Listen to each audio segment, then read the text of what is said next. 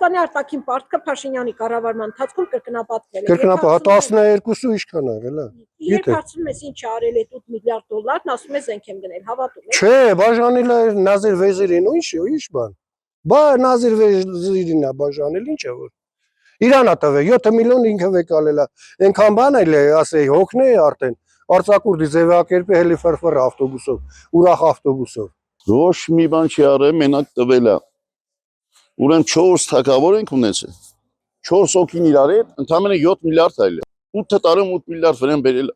Ինչ զենք արել, բա որ արել է, չի ասում մեր անվտանգության երաշխավորը Ալիևնա։ Ուր է դրա զենքերը։ Զենք ունեցող կվախի Ալիևից։ Ես չեմ հավատում, եւ Աստված որ չանի հանկարծ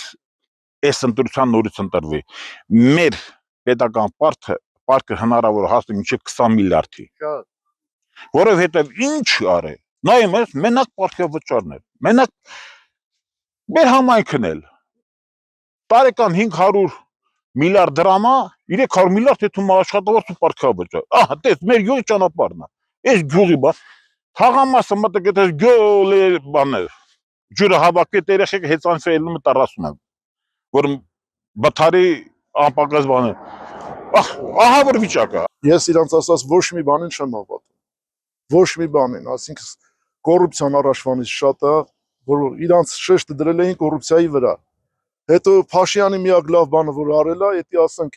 նախկին կուսակցություններից մնացած կոռումպացված մարդկանց հավաքել է իր վրա, կոպիտ ասած որ օրինակը վերենք բժշկության հետ, ոսր տզրուկով բուժության նման լինի։